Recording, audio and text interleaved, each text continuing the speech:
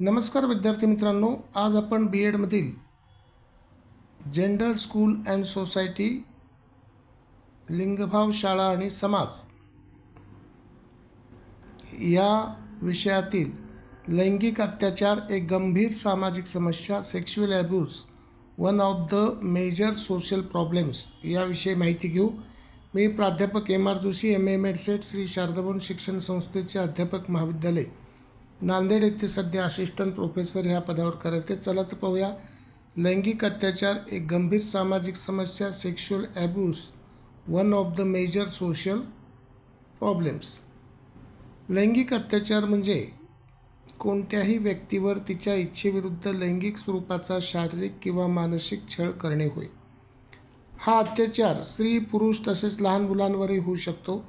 लैंगिक अत्याचार हा एक गंभीर स्वरूपाचा गुन्हा असून तो शारीरिक, मानसिक आणि सामाजिक दृष्टिकोनातून व्यक्तीच्या जीवनावर दीर्घकालीन परिणाम करत असतो. तर मित्रांनो, लैंगिक छळ आणि लैंगिक अत्याचार यामध्ये फरक आहे. लैंगिक छळ जो असतो तो शाब्दिक किंवा दृश्य स्वरूपात असू शकतो, पण लैंगिक अत्याचारामध्ये मात्र त्या ठिकाणी पीडिता जी आहे किंवा संबंधित व्यक्ती जी आहे त्या व्यक्तीवर जबरदस्ती, बळजबरी त्या ठिकाणी केली जाते. आता लैंगिक अत्याचाराचे प्रकार पाहूया. लैंगिक अत्याचार अनेक स्वरूपात होऊ शकतो. त्याचे प्रमुख प्रकार खालीलप्रमाणे आहेत. नंबर 1, शारीरिक स्वरूपाचा लैंगिक अत्याचार. जबरदस्तीने शारीरिक सलगी करणे वा त्याबाबत जबरदस्ती करणे, बलात्कार, विनयभंग इत्यादी. दुसरं, मानसिक स्वरूपाचा लैंगिक छळ. अश्लील भाषा, लैंगिक टिप्पणी करणे, अनावश्यक स्पर्श किंवा जबरदस्तीने अश्लील गोष्टी समोरच्या व्यक्तीस पाहण्यास भाग पाडणे. त्याच्यानंतर बाल लैंगिक अत्याचार. लहान मुलावर त्यांची समज नसतानाही लैंगिक छळ करणे, त्यांच्या निरागसतेचा फायदा घेऊन त्यांच्यावर लैंगिक स्वरूपाचे अत्याचार करणे, मतिमंद असलेल्या बालकांवर लैंगिक अत्याचार करणे. त्याच्यानंतर वैवाहिक बलात्कार. पती पत्नीच्या नात्यात एकाच्या इच्छेविरुद्ध जबरदस्तीने शारीरिक संबंध ठेवणे किंवा त्यास भाग पाडणे. 5, सायबर लैंगिक अत्याचार. इंटरनेटच्या माध्यमातून लैंगिक छळ करणे, मोबाईल किंवा ऑनलाईनद्वारे अश्लील संदेश पाठवणे, लैंगिक स्वरूपाचे फोटो किंवा व्हिडिओ समाज माध्यमांवर पसरवणे किंवा त्याचा वापर करून संबंधितांचा मानसिक व शारीरिक छळ करणे. 6, मानवी तस्करी आणि वेश्या व्यवसायासाठी जबरदस्ती. पैशासाठी स्त्रिया व मुलींना जबरदस्तीने वेश्या व्यवसायात ढकलणे, अवयव तस्करीसाठी पळवून नेऊन शारीरिक जबरदस्ती करणे.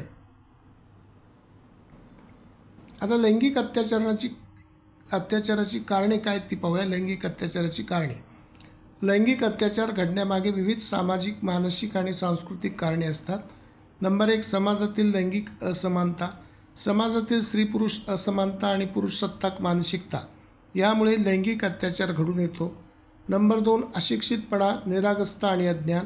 लैंगिक शिक्षणाचा अभाव आणि कायद्यांची अपर्याप्त अशी माहिती यामुळे लैंगिक अत्याचार होतात. काही भोंदू बाबा आपल्या भक्तांच्या व अनुयायांच्या भावनेचा गैरफायदा घेऊन त्यांच्यावर लैंगिक अत्याचार करतात. लहान बालकांवर सुद्धा त्यांच्या निरागसतेचा फायदा घेऊन लैंगिक अत्याचार केले जातात. त्यामध्ये शाळेत नेऊन सोडणारे ड्रायव्हर्स, घरातील नोकर मंडळी किंवा शाळेतील कुप्रवृत्तीचे शिक्षक व इतर कर्मचारी असे अपराध करताना आपल्याला दिसतात. तिसरं, मुलींविषयीचा असभ्य दृष्टिकोन. स्त्रियांकडे केवळ एक भोगवस्तू म्हणून आपल्या समाजात पाहिले जाते. स्त्रीचा जन्मच हा मुळी गुलामी करण्यासाठी झालेला आहे. या पुरुषी अहंकारातून सुद्धा महिलांवर लैंगिक अत्याचार घडून येतात. त्याच्यानंतर 4, पोर्नोग्राफीचा प्रभाव. इंटरनेटवरील अश्लील साहित्याचा गैरवापर आणि चुकीच्या कल्पना. चित्रपटांमधील अश्लील दृश्यांमुळे भावना चाळवल्या जाऊन काही व्यक्तींकडून संबंधित व्यक्तीवर लैंगिक अत्याचार केले जातात. त्याच्यानंतर 5, कुटुंबीय आणि समाजाची अनास्था. पीडित व्यक्तींना समाजाकडून आधार न मिळणे आणि भीतीमुळे तक्रार न करणे.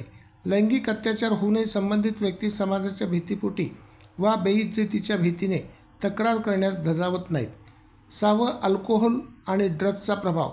नशेच्या आहारी गेलेल्या लोकांकडून लैंगिक अत्याचार होतात. व्यसनाच्या आहारी गेलेल्या व्यक्तींना नशेमध्ये आपण काय करत आहोत याचे भान न राहिल्यामुळे त्यांच्याकडून संबंधितावर लैंगिक अत्याचार होतात. त्याच्यानंतर 7वं सत्ता व अधिकारांचा गैरवापर. काही राजकीय पुढारी आपल्या सत्तेचा गैरवापर करून संबंधित व्यक्तीवर लैंगिक अत्याचार करतात. संस्थाचालक व कंपन्यांचे संचालक व मॅनेजर्स तसेच शासनातील उच्च पदस्थ अधिकारी आपल्या हाताखालच्या कर्मचाऱ्यांच्या कमकुवतपणाचा गैरफायदा घेऊन लैंगिक अत्याचार करतात. लैंगिक अत्याचाराचे परिणाम. लैंगिक अत्याचारामुळे पीडित व्यक्तीला मानसिक, शारीरिक आणि सामाजिक त्रास सहन करावा लागतो. हा त्रास पुढीलप्रमाणे. नंबर 1, मानसिक परिणाम. नैराश्य, चिंता, आत्मविश्वास गमावणे, आत्महत्येचा विचार मनात येणे. त्याच्यानंतर दुसरं, शारीरिक परिणाम. जखमा होणे, लैंगिक रोग, गर्भधारणा व मानसिक आजारांमुळे शारीरिक त्रास उद्भवतात. तिसरं, सामाजिक परिणाम. समाजाकडून बदनामी, पीडितेला दोषी ठरवण्याची प्रवृत्ती, तसेच पीडित व्यक्ती अविवाहित असेल तर विवाह न होण्याची भीती, जर विवाहित असेल तर घटस्फोटाची भीती असते. आर्थिक परिणाम. लैंगिक अत्याचारानंतर अनेक पीडित महिलांना नोकरी गमवावी लागते. कायदेशीर लढाई लढताना आर्थिक त्रास सहन करावा लागतो.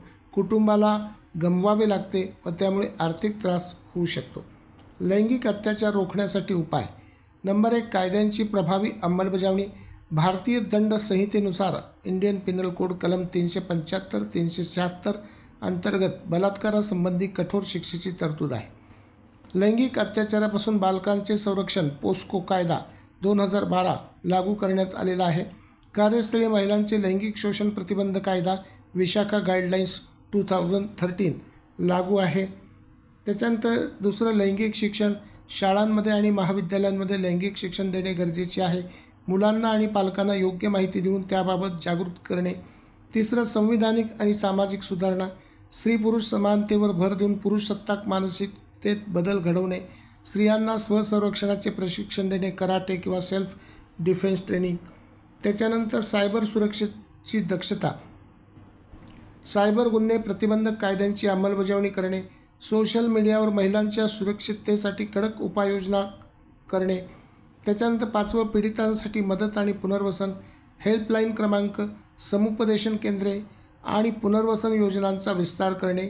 पीडितांना सामाजिक पाठिंबा आणि न्याय मिळवून देणे. तर थोडक्यात निष्कर्षामध्ये मी असं म्हणेल, उपसंहारामध्ये, लैंगिक अत्याचार ही गंभीर स्वरूपाची एक सामाजिक समस्या आहे, जी केवळ कायद्यानेच नव्हे तर समाजाच्या मानसिकतेत बदल घडवूनच रोखली जाऊ शकते. महिलांचे आणि मुलांचे संरक्षण ही संपूर्ण समाजाची जबाबदारी आहे. स्त्री पुरुष समानतेची जाणीव, शिक्षण आणि कठोर कायद्यांची अंमलबजावणी यामुळे लैंगिक अत्याचाराच्या घटनांमध्ये मोठ्या प्रमाणावर घट होऊ शकते. धन्यवाद. थँक्यू. सबस्क्राईब करा, शेअर करा.